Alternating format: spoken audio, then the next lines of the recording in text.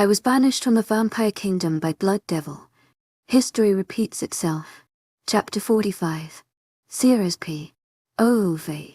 I was standing at the same place I was a year ago. And what a coincidence. Today is my birthday, but it can be my death day also.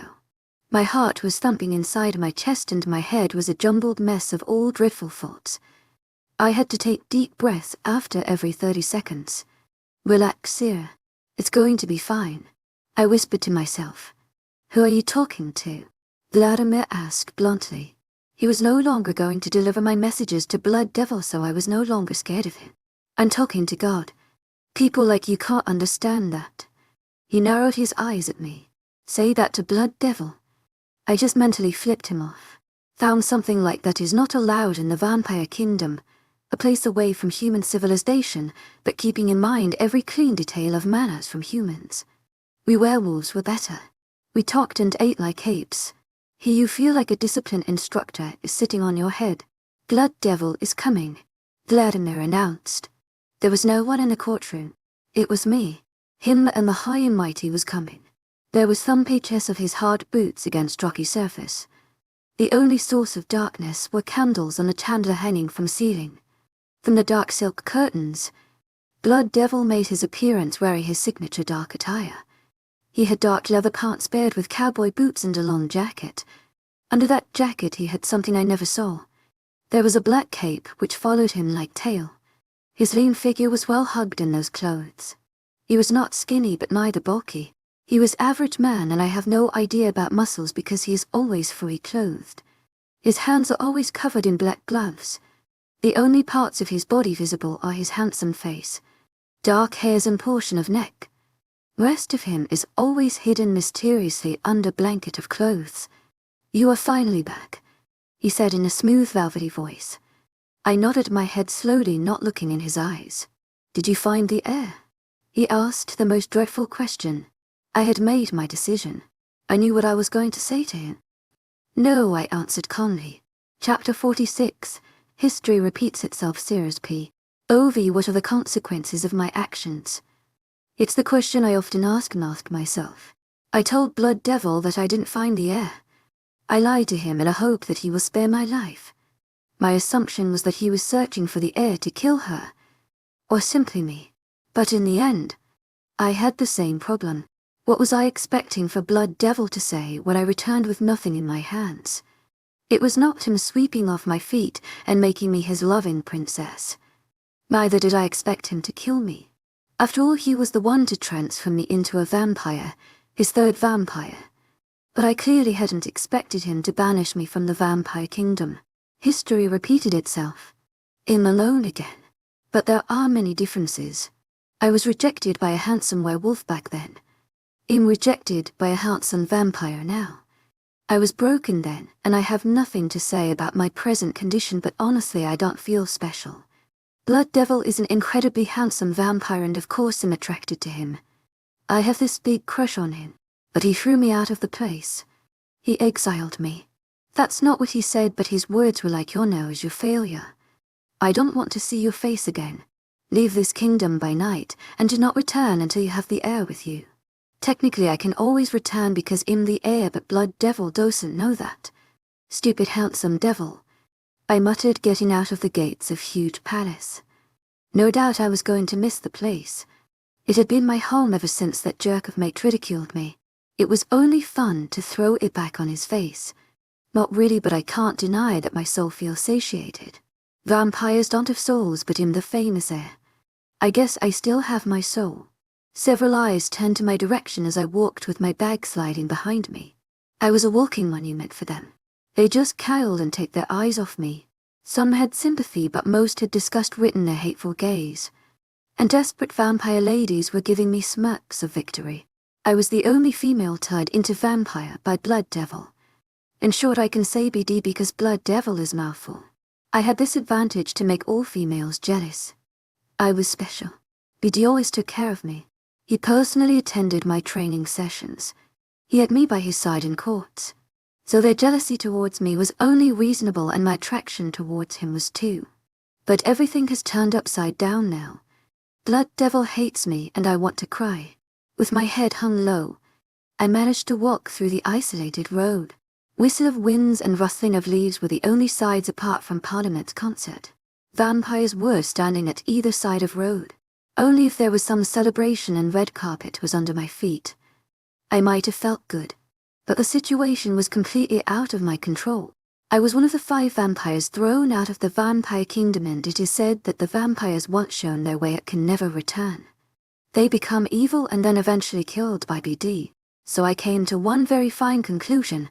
I was going to be killed by Blood Devil. Not now, but soon. There were no whispers, though I could hear whispers of their thoughts. Ever since I accepted Daniel's rejection, my reading thought ability only increased. It was like I was being held by shackles, and finally I was free. My powers enhanced. I could feel it in my bones. Something changed inside me. The same goes to my libido, which was pretty much non-existent almost few days ago. Now I look at BD and I want to jump on his bones. He might have read my thoughts. That's why he showed me the way out of the gates with that cold look on his handsome face. He wanted to save himself from my clutches. I kept on digging random thoughts in my head to keep tears at the bay. Once out of the place and floodgates will be opened. I walked and walked. My every step a drum beat in the silence of cold night. I walked away from the palace that was home for me. I walked away from the place that had given me a new life, and I thought everything was over. And I'm on the same road again. I passed familiar and non-familiar faces. They all had great importance in my life. They made me the person I am today. I can't go back to Dave now. After all, I have this romantic relationship with Blood Devil. He would like to meet my lover. Going back to Pack is not in question. I also don't want to see Daniel again after I left him. The only way is somewhere. Away from this mess. I can't give the heir to Blood Devil.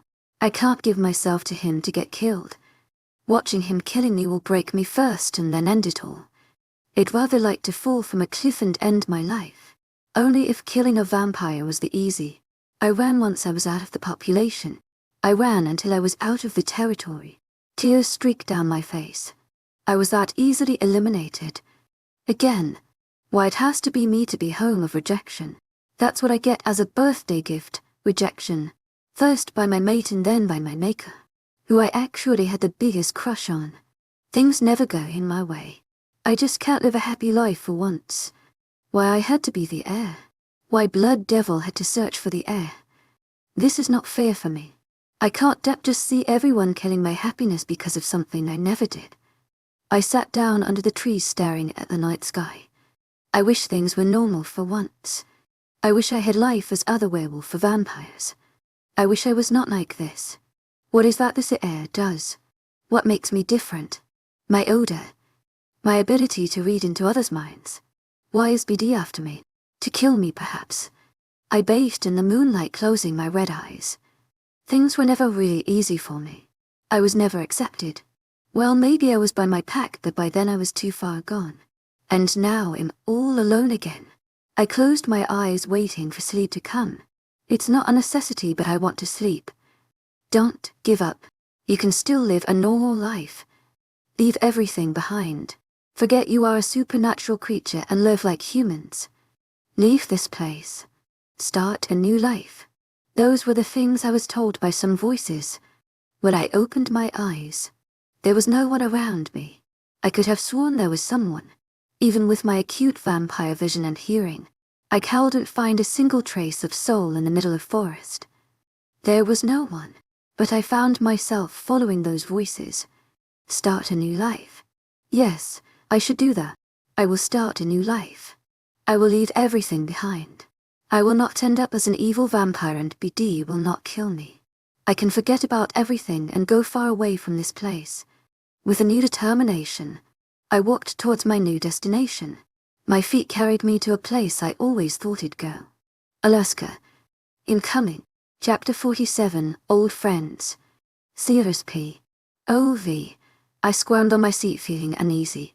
It was better when Shay or Kane stared at me. I never felt as much uncomfortable as I am feeling now. 5 pairs of eyes were staring at me as if I was a unique creation of God. Somehow I stumbled on my old friends when I reached Alaska. The weather didn't bother me a bit. I knew Grayson was living in Alaska with his huge family. His parents were older than before. His aunt and uncle also changed. Their 3 children. They were all grown up. I looked at certain blonde boy who I had crush on back then. He had recognized me easily when I was in the CAF. His family owned that CAF and they quickly took me under their wing. And then I was sitting in the living room of their beautiful house. They asked me how I got to Alaska and I, to my agent extraordinaire, Madeleine Noban, heartfelt thanks for your unfailing patience, enthusiasm. Lied. Last time I lied was thrown out of the vampire kingdom. Lies never do any good to me, but I knew telling them truth would only make them laugh at my face. Do you like Alaska? Jane Roberts.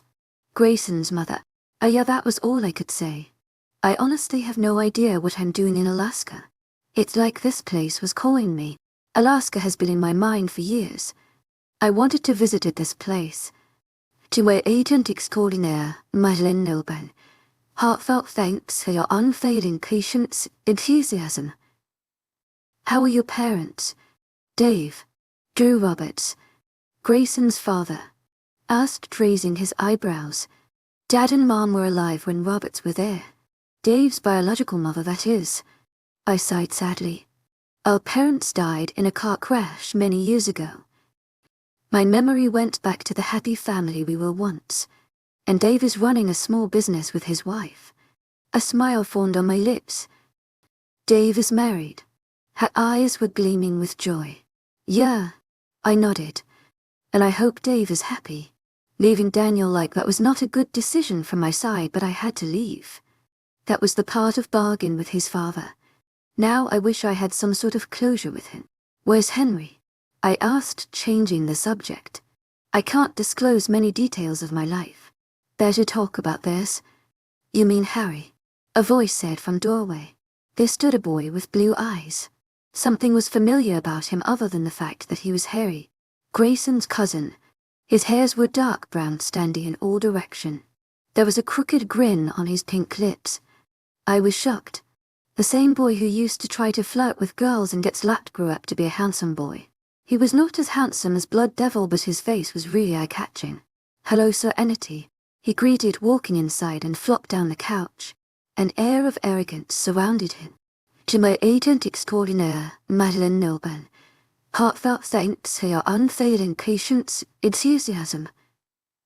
I corrected him. Yeah. Serenity, Sarah, same thing. He rolled his eyes. I gave him a scathing look but refrained from saying anything. I didn't want to make a bad impression of myself on his family. I needed them. He only smirked at me, challenging me to say something. I clenched my jaw. Harry returned just yesterday. Ariella Roberts started with a smile. He went to Boston for middle school studies, then Seattle for high school studies. He was in California for college but decided to continue his college studies here in Alaska. She explained. My eyes went wide. This boy traveled a lot. Couldn't he spend more time in California, though? There was something about him. Something different. Something intriguing. Something dark and brooding. I didn't know it was a good thing or a bad thing. These people were not from Paxo. I couldn't hear their thoughts. I have to survive on my instincts here. Are you also going to attend the college? Jane asked. I gave her a wide-eyed look. Yeah. I received a letter from one of your friends. He asked me to give this letter to you. Your paperwork for college is sorted out. We will arrange books for you. Drew gave me a letter. I took it from him.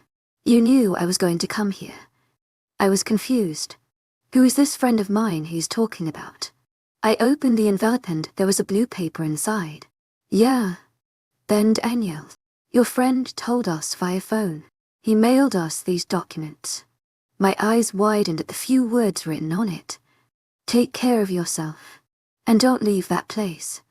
Don't do anything which I won't like. Remember, I'm watching you. D. I didn't know who was Ben Daniels, but I knew who was B. D mentioned. Blood Devil. I bit my lower lip in panic. To my agent extraordinaire, Madeleine Noban, heartfelt thanks for your unfailing patience, enthusiasm. Are you okay? Grayson asked, placing hand in my shoulder. You look pale. Yeah, I'm okay. I kept my voice calm and looked down at the sheet of paper. It's only jet lag. Oh, sweetie. You are tired. Let me show you your room. Ariana told me. I nodded and followed her as she told me about the house. But I was hardly listening her. Blood devil knew where I was. He even enrolled me in a college. Was he going to kill me after educating me? But why would he put me in this family? If he wanted to kill me, he would do it very easily. Does he like to play cat and mouse with his victims? I shivered at the thought. Ariana helped me on the bed and told me my whole stuff was already placed in the room. The stuff Boris Daniel sent for me. My breath hitched in my throat. I feared Blood Devil. I really fear him. He made me a vampire. He is the owner of my new life. And he can take it away from me. You think too much. I'm not going to kill you anytime soon. Relax and sleep. This place is your home now, and you are not leaving it. A smooth said in my head. My eyes dropped and I felt myself drifting into darkness. My life can never be normal. I jump from one problem and land into another. I have to brace this new life in Alaska. Chapter 48, in the college series P. OV. I never thought a day would come when I'll be attending college with my kindergarten mates outside. I pulled the strap of the bag over my right shoulder and walked like a queen with my footmen or whatever they are on my side. The idea of Harry being my footman was appealing though. If that happens, I kick him on the face saying my foot slipped. Grayson was nicer than Harry. I guess nothing has changed over years. Harry is still the villain and Grayson is still the hero. Grayson was handsome. He had sandy blonde hairs and hazel eyes on his beautifully tanned skin. Harry looked like he hadn't seen sun in ages. It's not California here. The big brother had driven us to school with Harry on shotgun while I settled for back seat of their Aston Martin. I liked the car. Daniel had one of this kind, but I never looked at interior. To my agent extraordinaire, Madeline Milburn, heartfelt thanks for your unfailing patience, enthusiasm. You have same course as Harry. Your all classes are with him. I'll see you around somewhere. Grayson told me and walked away, hurriedly leaving me with Henry the Great. When I looked at him, he was already staring at me with a creepy smirk on his face. There was an intensity in his blue eyes that fixed me on the spot. To my agent extraordinaire, Madeline Milburn, heartfelt thanks for your unfailing patience, enthusiasm. I blinked, shocked. What? Staring at someone. He replied as a matter of fact. Don't worry though. Girls stare at me. I'm used to it, so I won't find it very rude. You can stare all you want. True to his words, girls were staring at him as if he was a piece of candy without any shame. He didn't even seem to be bothered by that as we made our way to somewhere. I was staring because I think I've seen you somewhere. Not those years ago, but in past couple of years. I really felt that. But when I was staring at him, I was thinking about nothing of the sort. Sure you were, he said carelessly. I guess I didn't sound as convincing as I was planning. There were whispers in background that didn't go unheard by my sensitive vampire ears. Look at him. He's so hot. He is that hush-up Grayson's cousin. Right. I'll take this boy to my home. Who's this girl at his side? Man, she is hot. I called dibs on her. Are they two together? Please don't let them be. If I was by, I would screw both of them. I hope he's not straight. He's got all bad boy vibes on him. I really want her. And I will get her. I tuned them out. I guess both of us are receiving equal attentions. But seriously, how dare someone call dibs on me? I'm not anyone's property. Crazy horny boys. Harry came to halt suddenly. I took an extra step forward and stopped. This is my locker, he pointed out. Where is yours? My locker. He rolled his eyes. Where are those sheets Grayson gave you? Look at them. I pulled my bag open and fished out the pages from binder, inspecting them. Harry looked at it over my shoulder. You have to be kidding me, he muttered under his breath. I read the number next to his locker and it matched the numbers on the sheet. There was a password written. When I tried, my locker opened. Great. We are neighbors now. I pushed my new books inside and turned to ask him about first class. He was already staring at me with his dark blue eyes. Let's go. he said before I could utter a word. He didn't even look behind at me to see if I was following. I was not. I was gawking at his back. The boy was confident and arrogant. Definitely a typical bad boy. With a shake of head, I followed him like a lost puppy. I was indeed lost, but I was no puppy. We walked in a packed class. He led me to the back of the class. Several eyes followed us, wondering who the new students were. Familiar whispers were heard. Gossips never stop. The classes were uneventful, but I had fun when a redhead threw herself on Harry when we were collecting our periphery and ollie for next class. He smiled politely at her. She pushed herself to him while repeating, "I'm sorry," seductively. Some girls are just so desperate. It's a shame. To my agent extraordinaire, Mythical Nilbe, heartfelt thanks for your unfailing patience, enthusiasm. Will you go out with me so that I can properly pion logos A? She batted her eyelashes at him. No thank you. I'm fine. I'd be happy if you leave me alone now, he said through gritted teeth. I could see he was losing his patience, but the girl didn't seem to be even a little bit fazed. Oh, come on. It's a favor. She ran her fingers over the fabric covering his chest. She was going too far. My eyes fixed on her hand. Listen, you pathetic girl. I don't need a loser like you. Go apologize to a homeless man sitting on a street. I'm sure he will like your favor. Girls like you deserve to be there, and not in an institutions meant for studies, he said in a dangerous voice. His eyes were cold and dark as she shrank under his gaze. She recoiled and hurried away from him as if he was on fire. My eyes connected with his swirling electric blue eyes. They were no longer cold but clouded with something which I could closely relate to anger but was not quite sure. We have another class to attend. Don't stand like a dumb statue, he said calmly, all previous signs of coldness disappearing from his face. He was so rude to that girl. I nodded mutely, watching him cautiously. He was like an effing time bomb. I looked at the girl at the far corner. She was standing with her friends, chuckling nervously. We walked past her and I heard her whispering to her friends. He is a freak. It made my blood boil. From my experience from high school, I knew what these rumors did what to you. And I knew what Shay did to me. Harry had an inscrutable look on his face. He was staring forward. He didn't hear her, but that doesn't mean she didn't say anything. I stopped and he gave me a confused look. I'll follow you in a minute. Forgot something in the locker. You go. I'll find you. I told him. He nodded, continuing on his way. I walked to the same girl who was giggling with her group of friends. You should make sure a boy is interested before trying to sleep with someone. I mean, look at you. He can get any girl he wants. When you threw yourself at him, I was worried you were going to force yourself at him, I said with a smirk. Her face turned red. The girls at her side watched speechless. How it felt when your pathetic attempts were rejected by him. Cool girl. I gave her fake sympathy and walked away feeling satisfied.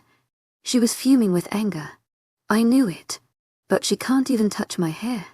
I'm a vampire. I'll always win and she'll always lose. That was interesting. A voice spoke. I stopped in my track and turned around slowly.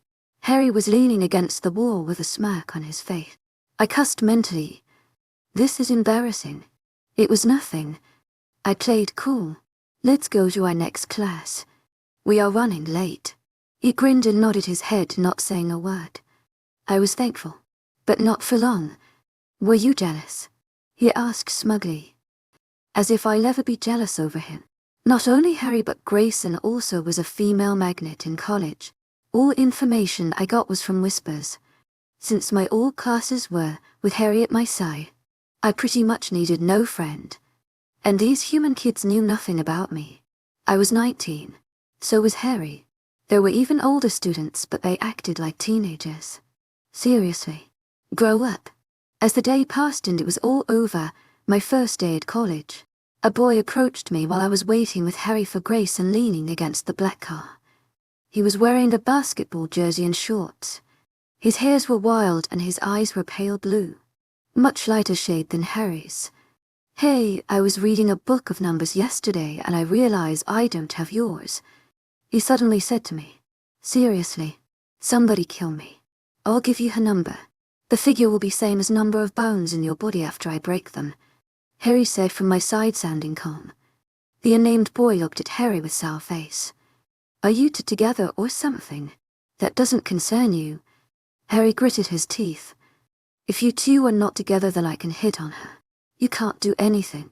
He countered. He could hit on me. Who does he think he is? And being or not being with Harry shouldn't matter if I say no. I scowled at the boy.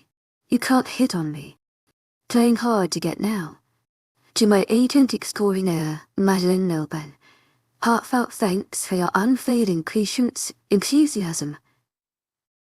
Go away, kid. You won't like to hit on me because my knee accidentally lands there. I pointed at his manhood. And believe me, it's not pretty. I raised my eyebrow in challenge. His face paled as if remembering something. Why am I not surprised? From nowhere. His confidence returned and he gave me a cocky grin that didn't look good on him. Oh baby. You will love it too much that you will keep your knee away from it. He looked down. I gave him a disgusted look. Boys are perverts. Nothing new. Garrett, come here. Someone shouted and the boy signaled one finger for 1 minute. If you are not interested, I will make you interested. Don't think I will give up that easily. I'm pretty persuasive. He said the last part as if he was going to lose his voice. I gave him a flat look and he jogged away. He'll come back, Harry said from my side. I know. I replied, shrugging. Where's Grayson? Making out with Brittany Frey. I turned to look at him. What? That's truth. You don't believe me? I turned away from him and picked Grayson's scent in air which led to a car across parking lot. My ears spiked up to pick up sound. And Harry was correct. How do you know her name? The whole day he was with me, and it was first day of us. He just texted me. What did he say? Going to make out with Brittany Frey. No, he showed me his phone. It was an Apple iPhone, pretty expensive. Doing homework with Brittany Frey. Wait for 15 minutes. Grayson Roberts, how did you know they are making out? I am a boy and his cousin. I know homework doesn't exactly mean homework to him. So you do it too? I inquired. What? Homework with Brittany Frey? No way. She is that pathetic witch. The one you bullied. He told me with a smirk. I puffed out my cheeks. Okay. I should have not done that. I should have let her call him names. Then I would watch from afar him being bullied. It's almost 15 minutes.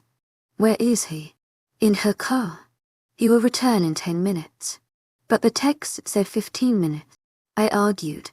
He doesn't think with his brain. He gets carried away easily. My face scrunched up in disgust. He chuckled. What? Your hero is a player. Nice choice. He's not my hero. How does he know? To my agent extraordinaire, Madeline Milburn. Heartfelt thanks for your unfailing patience, enthusiasm. Grayson was my hero, but in past when he used to save me from Harry's torment. I was a child back then. Stories of heroes fascinated me. You sure? There was a hint of amusement in his tone. I gave him a bored look. You're boring me. Will this happen every day? With Grayson? Yes, he nodded. And what about you? But I can assure you that I am not like him. Girls are too pathetic for my liking. To my agent extraordinaire, Madeline Milburn. Heartfelt thanks for your unfailing patience, enthusiasm. You heard me. Girls are pathetic. Brittany Frey. A very fresh example. I was also there. I don't remember this girl kissing your feet. I countered, pointing at myself. He chuckled at me. You'll be begging me one day, Sir Ality. In your dreams, Henry. That's present situation. I gave him another look of disgust. Hey guys. I hope I didn't make you wait for long. Grayson said, coming towards us. Only half an hour, Grayson. Harry said sarcastically. The older cousin flipped a bird and hopped in driver's seat with a grin on his face. I got into back seat and Harry followed me. I gave him a quizzical look. I'm not going to sit beside him, he said with finality. I rolled my eyes and looked out of window. There were dark woods in background. It was beautiful. The temperature was down. A scenery change is always good. We passed tall, strong trees. The road was smooth. I wish I could go there. In those woods. Well, I will go there to explore them. I would like to know what is inside there. I would like to know are trees so beautiful and strong. I would like to know where that purple light came from. Wait. Purple light? What happened to you? Harry asked, drawing my attention to him. There was a forest fire. What could be the reason for purple light in the forest? That was funny, he said flatly. But there was nothing. Now you've started to hallucinate forest fire in a green forest. Confused. I nodded lamely. But I could have sworn. What was that purple light? Chapter 49, The Ball of Light Series P. Over curiosity killed the cat. I wonder if my curiosity will lead to same result. The force hit my back, sending me flying in the air. I swear no one was there. I didn't feel any but any push. No way it was force of wind, which wasn't even blowing. I rolled on the ground. Dust and dry leaves flying around me as I crouched. My senses alert. These were only wood. I couldn't even smell animal. No human is fast enough. So can there be a vampire? I really experienced vampire. Purple light was nowhere in sight and I was deep in the woods. Right after dinner, I had rushed to woods. After we reached home, female robots had surrounded me and Harry. We were bombarded with questions. Only after dinner did I get away to sneak out. And then I saw it. The purple light again. It was heading towards me. Slowly, I watched warily, stepping back to keep a distance. An orb of purple light was floating in air, shining bright. My first thought was, an alien. I looked around for an escape or a safe place in case things get out of hand. There may be someone else around. Either enemy or a friend. All I could see were tall trees and bushes. And a purple luminous orb in front of me. Who are you? Two voices asked me at the same time. The ball shone brightly. Did that thing spoke? Stared at it with wide eyes. I'd never heard about this before. And it is impossible. It had to be a dream. Answer us. The voices commanded. 0 Winters. I kept my voice calm. I was in woods with a purple shining orb talking to me. This isn't normal. I have to go away. What are you doing here? I started backing away. I was wandering here. Something moved to my right and I turned at last minute to find a vine coiling around my. I grunted, pulling away. They came around my legs, lifted me off the ground. I thrashed violently to get rid of them. What's happening? Leave them me. I chucked out as the green ropes constricted my airway. If I was human, my ribs would have collapsed. Don't lie. They shouted. The sound was deafening. An unbearable pain almost blinded me. It felt like someone was squeezing my brain. Tears ran down my cheeks when pain became intense. Stop. I croaked through the pain. Purple ball of light killed the curious seer.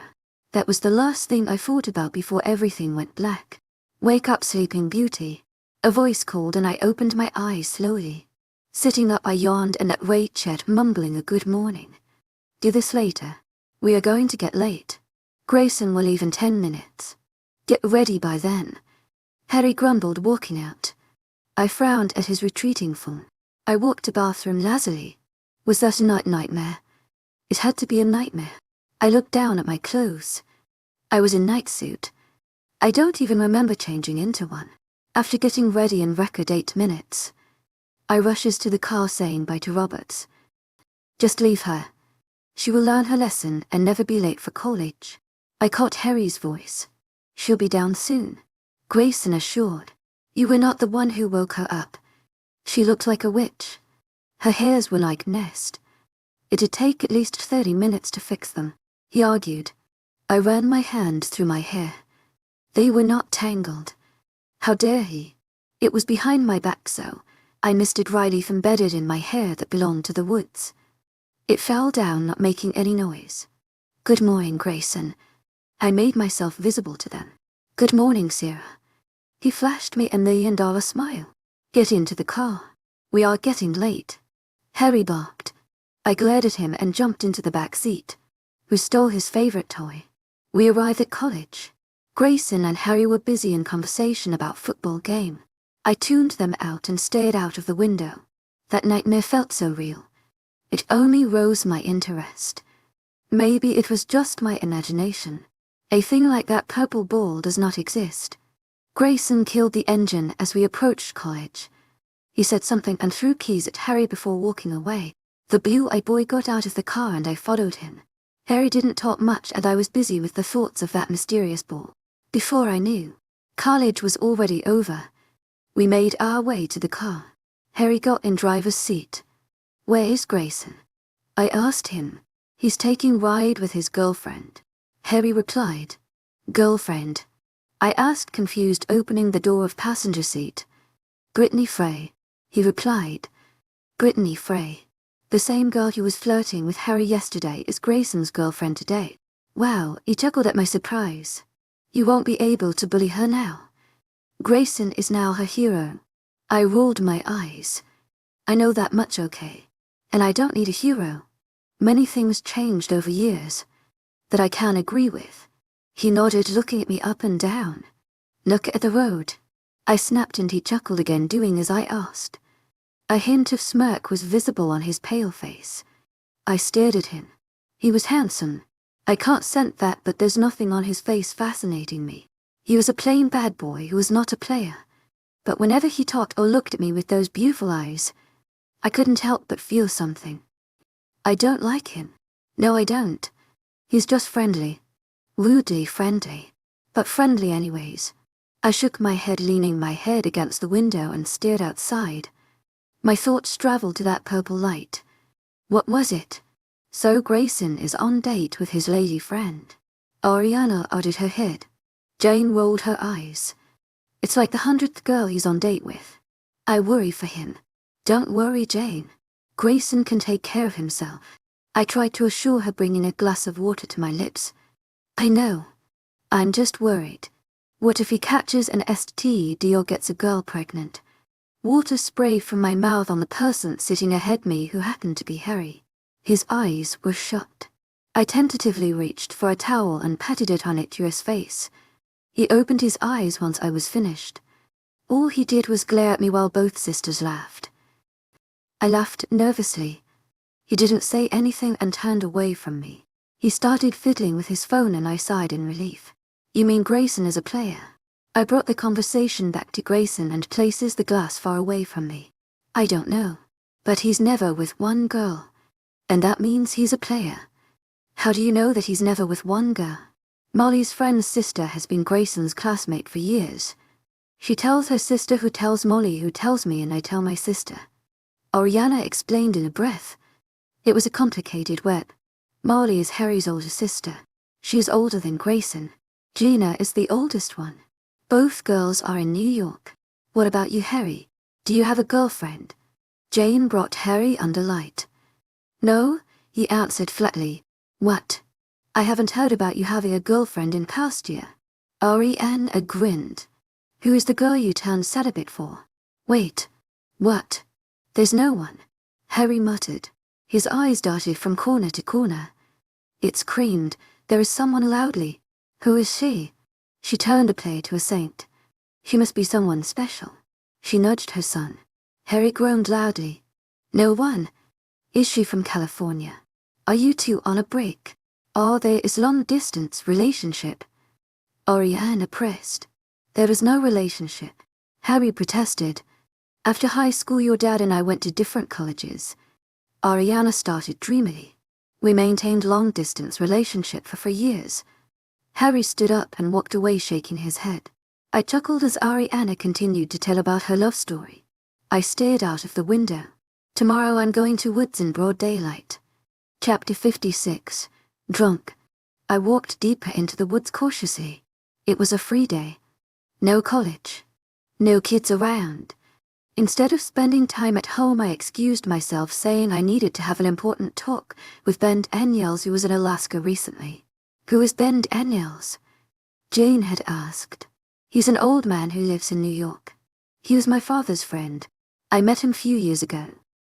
If only Blood Devil heard my answer. What would be his reaction when I called him old man? Honestly, I have no idea. Harry had raised a cynical eyebrow at me. He didn't believe my lie. It was clearly visible, but he didn't ask any question, and I was only happy by that. "Why don't you call him here?" she had persuaded. "Oh, he is a very busy man," was my reply. "He's here for a day only. He wished to meet you, but work requires his attention." They all bought it. As soon the house was out of my sight, I ran into the woods, but I couldn't brush off the feeling that a certain blue-eyed boy was watching me, and I street and hurried deeper into the woods in search of the purple bull. I came to a big tree. It was huge. Its trunk was round and thick. The tree looked really old, but its structure was still very alive. I looked at it closely. My index finger touched the rough bark. I trailed my finger down, watching in fascination as a white sparkling line followed the path of my finger. "Wow," I whispered. It felt good. I felt an energy filling me that it made me almost giddy. It sounded so weird. I was drunk. My mind became sluggish while I lost control over my body. Smirking, I wrote my name on the trunk of the tree.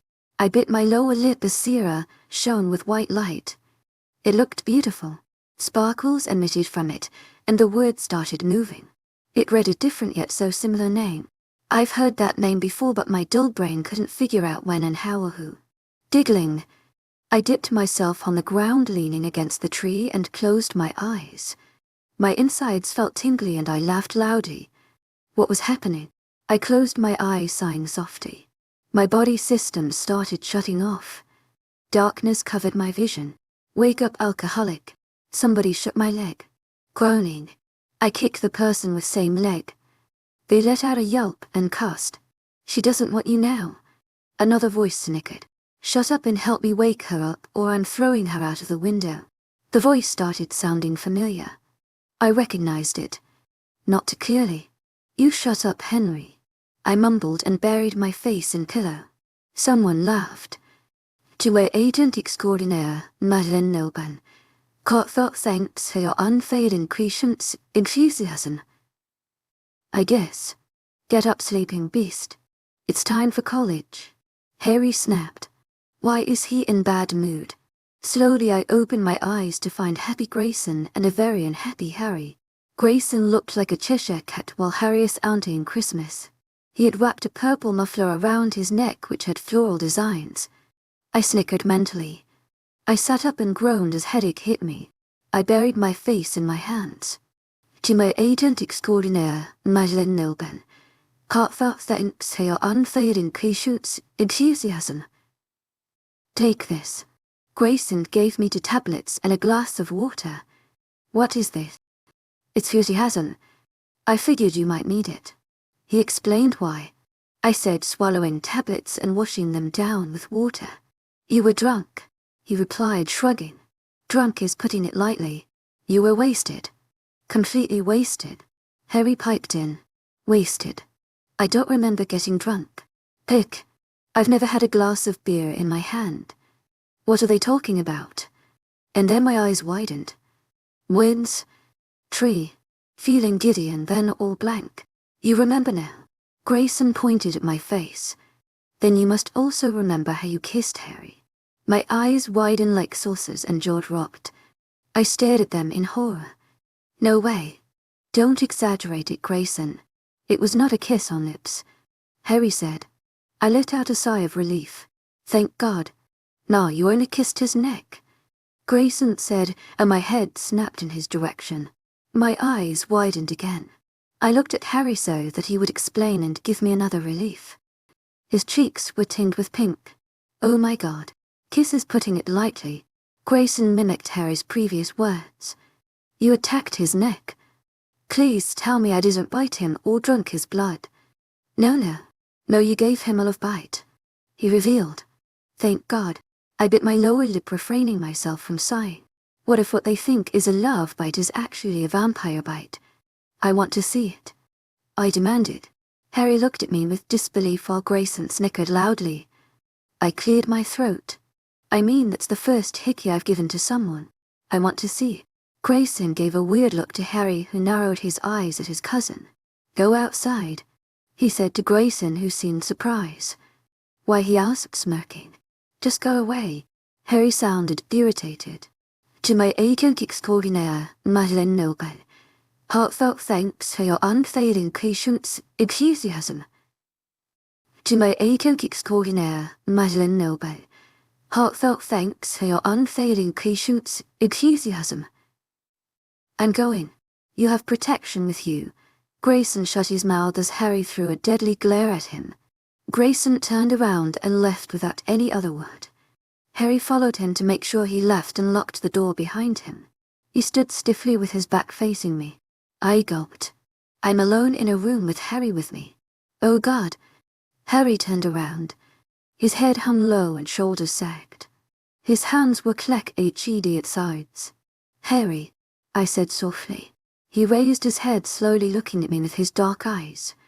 The blue of his eyes was completely replaced by black. He opened his mouth to reveal elongated canines. His face looked feral. Harry is a vampire. That was the last thought in my mind before he jumped on me. Chapter 51. Drink. Harry's face was in front of me. I could feel his warm breath on my face. Then my gaze traveled to his fangs and I was hypnotized by them. They were beautiful. And he drank blood. I squirmed as that thought struck my head. I was on a bed with a vampire. I was scared but not scared of him but my raging hormones. How could I feel something like that? A vampire was looming over me. Sure, he whispered, freezing me. I couldn't move a limb. How could he do that? His one hand moved and the muffler around his neck went flying in the air, exposing his lean white neck. There were 2 red spots on his neck and purple skin surrounded that. I watched in wonder. I did that. Yes, you did, he whispered. Now fix it. It was an order but I didn't move. How do I fix it? I'm not a doctor. Lick it. I removed my gaze from his neck to his eyes. His handsome face was only centimeters away from mine. I shook my head. To my agent extraordinaire, Madeleine Noble.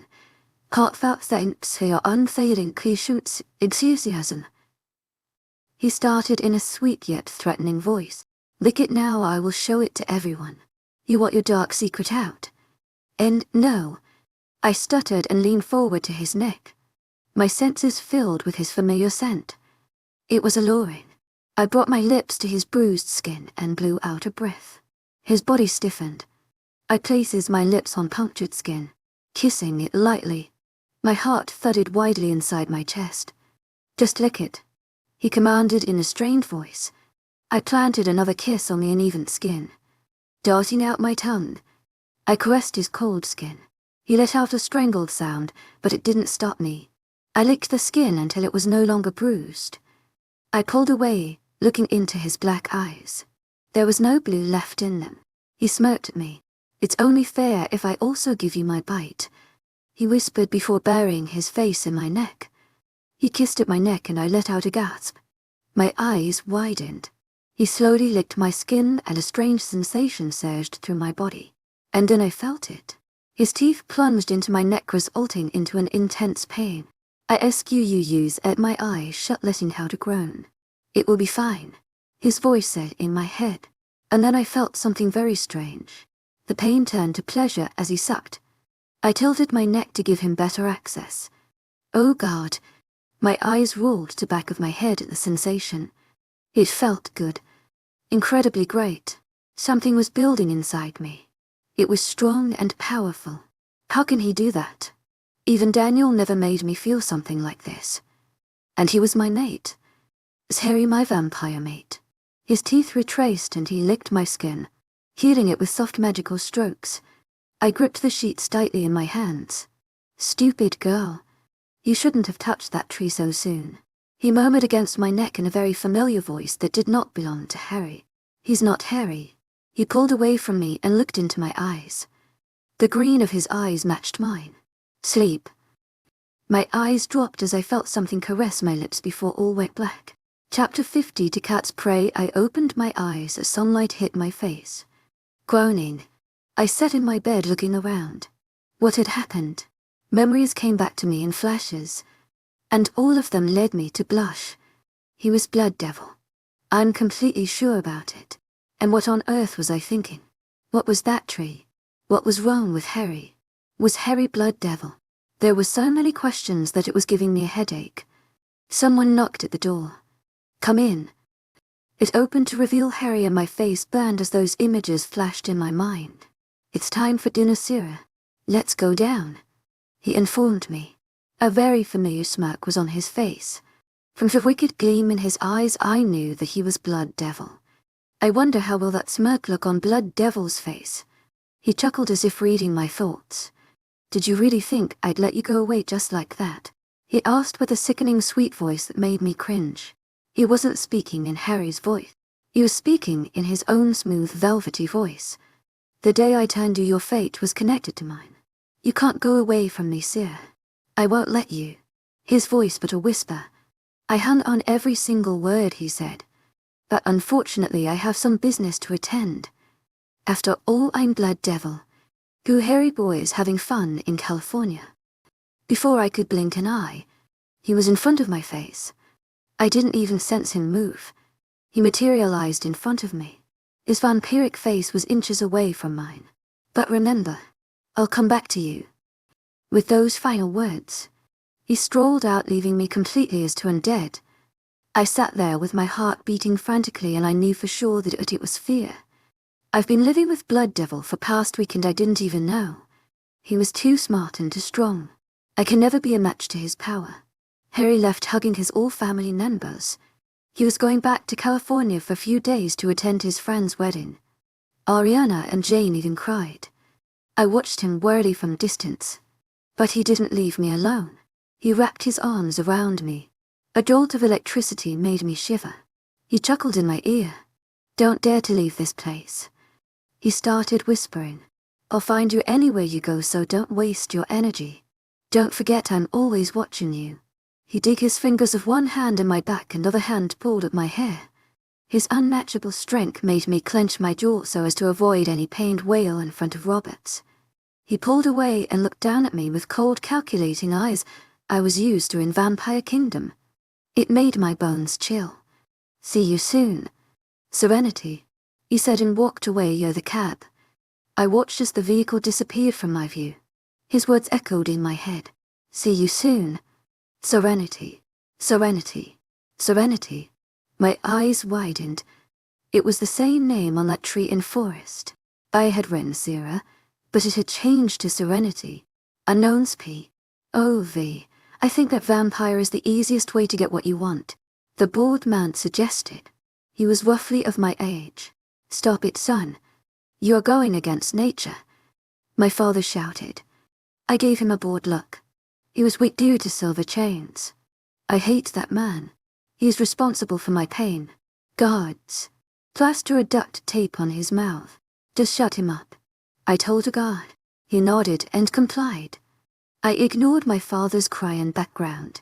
"He's going to be a problem. You should end his game at once." Lord spoke again. I shook my head. "He can't die yet. I will show my success to him and then he will see what I have. Then he will understand to keep his nose on his face and not poke it into others' business. This is not going to be easy. I know. And I knew. Get ready. We are leaving to Vampire Kingdom at early hours. I will not let them survive together. Both the heirs and their rituals or whatever it is. This game is mine, and I'm going to win it." Chapter 53 Royal Blood Series P. Oh, I tried to memorize my way to the same old tree, and I felt it. Something inside me was pulling me towards the it, as if there was a string attached to me, dragging me towards the power waiting there to find something to unleash it. And I knew that the something was me, and I saw them again. The tree and the purple orb. I hid myself behind another tree and peeked from side. The purple ball rounded the tree, leaving a trail of purple light behind it like a laser before turning into sparkling glitters floating in air. The atmosphere was serene and calm. Trees bathed with purple glow. It was the most beautiful thing I had seen in my life. I was bewitched, completely unable to remove my eyes from it. I didn't even blink. Nothing made sense to me except for the fact that the scene playing in front of me was something so beautiful, yet there was immense power behind the beauty. A power that was 1,000 steps ahead of nuclear power. It was unnatural, just like me. I felt connected to it instantly. The purple ball elongated and split into 2 balls. It was like witnessing binary fission, but not under microscope. I blinked at 2 new balls and neither of them were purple in color. One was orange and other was blue. They spun around each other for a minute and then stopped suddenly. My eyes almost bulged as both the orbs elongated again, but this time to a human form. And slowly the light faded. The orange orb revealed a very beautiful fairy. She was wrapped in white clothes.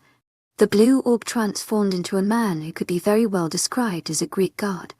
They emitted power. Beautiful and lethal. They were glowing. The trees and bushes looked incredibly beautiful, glowing orange and blue. Glitters of white floated in air, shining bright. I was mesmerized by the view. Never in my life had I seen someone so beautiful. Then my eyes met purple orbs. They stared back at me with compassion. I should have ran away on being caught, but I couldn't even move from my place. She was such a beautiful lady with eyes so bright and brilliant purple that they held me captive. Serenity, the sweetest voice I'd ever had called. As if enchanted by a spell, I walked towards her. I should have run away, but I didn't. My feet carried me to them. Come here. She coaxed further. She didn't need to. I walking like a zombie towards them. She smiled when I was standing in front of her. Very nice, Serenity. I know you are a royal blood. We are too. I blinked at her, understanding what she was saying. But his come, she looked so happy while being a royal blood was a curse on me. Don't think that. She shook her head, smiling. It's not a curse. Being a royal blood means having powers no one has. It means you have tendency to control this world. You can make it a peaceful place to live. The man said in his deep baritone. And we will teach you how to use your powers. To channel eyes even. The lady said. Come here. She whispered. Don't worry. When you are with us, no human will look out for you. They will forget you. I nodded. She held out her hand. It looked soft and smooth. I slipped my hand in hers and she gently pulled me to the tree. Chapter 54, 7 months. 7 months later, Daniels P. Ove, this earth is for us. I started the long-written speech. Instead of reading out these stupid lines to these equally stupid creatures, I would have forced them to do my bidding. But it seems these vampires are not going to use oppression rule. Humans, werewolves, vampires and witches. It's not a place for those royal blood heirs. They should be destroyed. They are powerful because they have sucked powers of our ancestors. The royal bloods used to rule all creatures. And their rule was brutal. They only cared about themselves and gaining power. Their hunger was power. Our ancestors came together and stood against the royal bloods and killed them. They all worked for freedom of every kind present here. They sacrificed their lives for us. And now, those royal bloods are back again. They are again on this earth to rule over us. Before they start their rule over us, we have to kill them. We have to kill those royal blood heirs. We won't let the blood of our ancestors go wasted. History will repeat itself and those royal bloods will die again. The crowd of 510 roared after me. Supernatural creatures are endangered species on Earth. There were vampires and werewolves. Some humans and witches were there. The place was full of vengeful creatures. They were ready to take their revenge against the royal blood heirs. And they were my keys to find Syrah and that other heir she ran off with. In going to find both of them, then I will have Syrah all to myself and I will kill the other heir in front of her eyes. She will regret ever leaving me. And these royal blood heirs are Syrah Winters and Benjamin Daniels, Vladimir said. And let Screed display pictures of my beautiful Syrah and that ugly blood devil, the famous king of the vampire kingdom. Angry glint in eyes of those vampires was visible. A wave of disbelief and betrayal swam through them, but the roar of vengeance was stronger than their loyalty for their ruler. I smirked to myself. These creatures are so Navi. They easily believed the cooked-up story and immediately believed that royal bloods are a threat to their kinds. Even I don't know the whole truth about royal bloods. But they are powerful creatures, extremely powerful, and I feel proud of my Syrah for being so powerful. We want them dead. Someone shouted in the crowd. We will kill them. Another voice followed and soon the whole crowd was shouting what they would like to do with Syrah and Benjamin Daniels. I won't let them do anything to Syrah. She will be mine. I will make her see that I'm her soulmate. I will make her realize that I am the one who will always love her. She is mine. And while these stupid creatures are busy finding Sira and that bloodsucker, I'm going to do my further research. There must be a way. There is going to be a way to gain those powers. It will make ruling these creatures alongside Sira more interesting. I will be the king of this world and Sira will be my queen. Let's go inside, Daniel. They will do their job, Jack said in his usual monotone voice. The vampire was overly smart, and he was one of the most important aspects of my mission to rule this world. I nodded and let him lead me inside. I left the balcony behind me, and below there was a mob of angry werewolves and vampires who will do anything to take revenge. Foolish creatures. I chuckled. We should keep an eye on them. 3 of my most trusted vampires will look over vampires. You should also select your trusted werewolves to keep an eye on werewolves and report us from time to time. Vladimir suggested once we were inside. He was 298 years old. A much more experienced man than me. He was also very powerful. I knew better than to argue with me. Not now. Trent, Jake and SCB will look over werewolves. I will assign their numbers and locations tomorrow. Meet me in arena at 10 sharp in morning. I told my 3 most trusted werewolves. I knew they would do anything for me. It's good I've sent Dave to a honeymoon with his wife and daughter. They are enjoying their holidays in Australia while I'm going to hunt down his sister and make her mine. I'm going to mark her the moment I see her, whether she likes it or not. And then she will be my queen. Jack, Talon and Damien will be in charge of vampires. We will discuss where we should send our teams tomorrow. Vladimir agreed. Meanwhile, you'll be looking at Blood Devil's belongings to find out about his location. We haven't seen him in past 7 months. I guess he's aware of everything happening here. That's why he is hiding himself somewhere. Vladimir shook his head. Blood Devil doesn't just run away. If he is not here, then it means that he is planning something. My best guess is he is training Sira. He knew he couldn't do it here among vampires. That's he exiled her and went after her. My blood boiled at the thought of both of them together.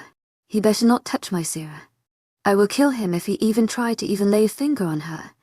But I can't do anything yet. First we have to find Sira and that heir. And even before that, I have to find out something important. Sarah's P. Being a royal blood is not so bad after all.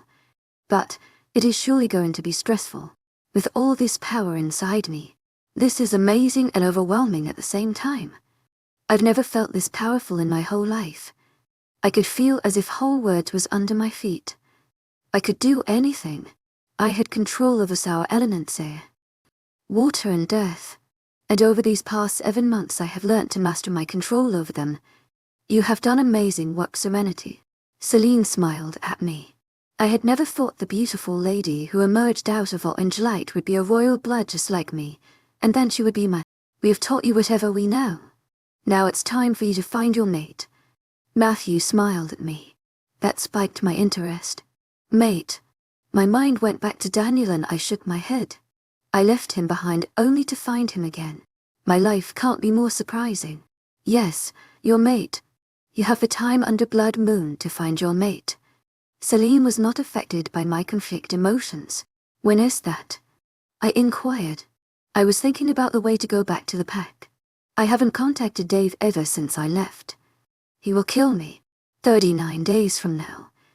She answered. That was enough time to find Daniel. You have to complete the mating ritual with him as soon as possible. Matthew added. If you will wait longer, your powers will be lost and it will chaos on Earth.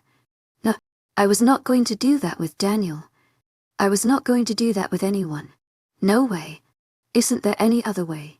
I don't want to, there's no other way. Matthew interrupted. You have to find your mate or doomsday is not far away. The future of this Earth is in your hands right now, Serenity. Okay. I answered, not wasting time to think much about it. I trusted Celine and Matthew more than I trusted anyone. But going back to Daniel was nauseating. Be quick, dear. And take care of myself. If you need our help, call out for us. Celine placed her hand on my shoulder in a motherly gesture. We will meet again when you find your mate. Come back here with him. I will. Celine. I nodded. We will see you again, dear. Now off you go. Find your mate. Matthew ordered me softly and I nodded again. I was going back again. The place calls me back every time I try to leave it. Maybe the bond with the back was stronger than I knew. But I have to find Daniel now. My mate.